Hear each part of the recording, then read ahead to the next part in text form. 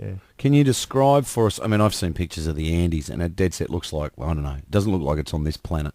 Can you describe what it was like being right up there in the Andes? I think it's one of those special places that you'd say it's just so harsh, but to that harshness, there's this special beauty to it. And being out there with just yourself and two other guys was pretty kind of special. Just beautiful scenery. You kind of you know it's a harsh, unforgiving environment, but just to be there and to know that, well, we've made it through today was, special moment after special moment. Well, you would have been obviously above the tree line if you had to get to 5,200 metres above sea level. So just big, rocky, harsh outcrops, snow-capped peaks, searing ravines, that sort of thing? Absolutely. That's a pretty good description, Meech. And the thing I'm fascinated to know is you've made this huge trek, you get to the starting point. How the hell did you know where the starting point was? We'd kind of done a lot of research before the trip started, and I think I'd mentioned to you before, realistically, it was 4 to 5 years of research and preparation we'd put into this little baby. It wasn't full-time because we were living our lives as well, but an enormous amount of prep, an enormous amount of research, and we kind of knew or had a pretty good idea of where there'd be enough water to actually get the raft into, operational position on the water. So did you start further back than the other guys that had successfully navigated the Amazon from woe to go, or a little bit closer in, or what? We basically started on the water section of it, exactly where the third successful team started, and we'd used their experience in combination with speaking to a lot of local paddlers. To pinpoint, this is the place where we can make a go of it. Dumb question, mate, but just the first part of the trek, obviously you had rafts and computer gear and TV gear and heaps of stuff. Yeah. Where'd you get all the people to give you a hand?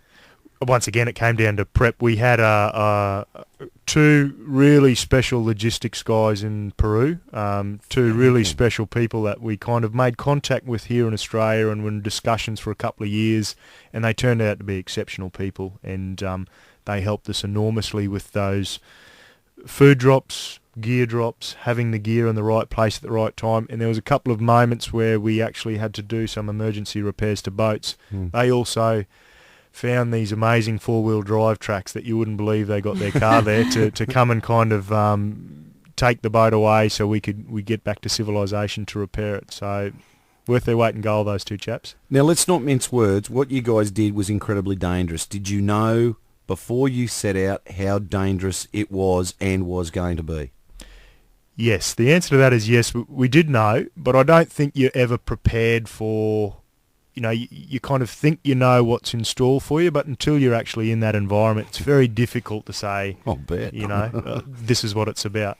But when you're particularly looking off the abyss and looking down, and it may well be your day, geez, that must make you think, oh, God, what was I thinking? Like when you see those guys riding bikes on the Bruce Highway halfway between Mackay and Rocky. You should have read your map a bit better, pal.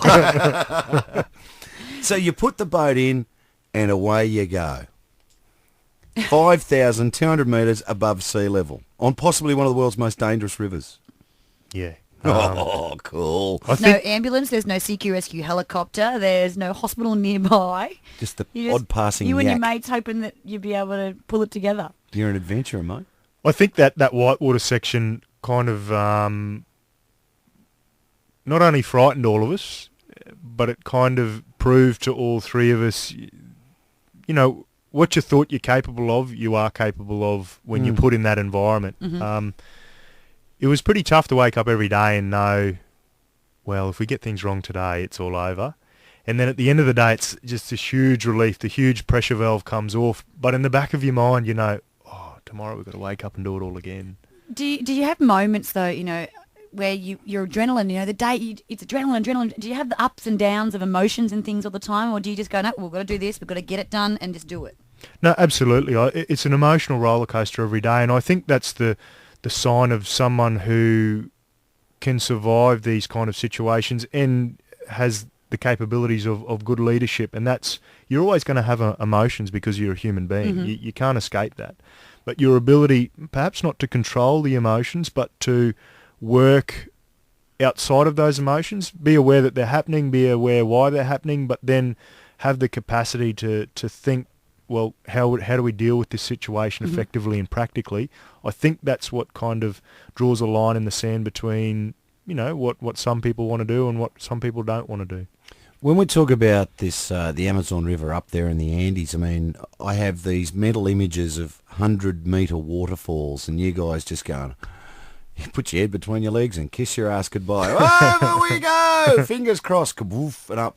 I mean, how big were the drops as you were going? We didn't experience any waterfalls as such, and we knew that would be the case, but that particular section of the river goes through a huge gradient drop. And to give you an idea, we travelled about 400 kilometres in 4 weeks, and that's not very far, but that was a result of you'd come to what we call a horizon line, which means the river just drops away. So it's time to try and park the boat on the side, get out, have a peekaboo. Oh my goodness, that's kind of where we got to go down this huge chute, down this huge drop, go down there to try and navigate it safely. And how, the boat itself, we haven't spoken about that. Can you give us a mental image of the boat that you guys were in? Yeah, the boat is about 14 foot long. It's a bit over 2 metres wide, inflatable. It was made of a special PVC. It was custom designed by one of our very special sponsors, Arc Inflatables. And it was not only our craft through the whitewater to get us down, but it became our home when we hit the flat water. We were kind of living on it 24 hours a day. If someone wasn't paddling, they were sleeping or in the kitchen. So we had a special oar frame designed as well, where we basically had beds that folded up, that opened up into a kitchen. So everything was kind of able to be done on the boat. It's like a go-go gadget arm thing. Now it's a kitchen, now it's a bed. Transformers.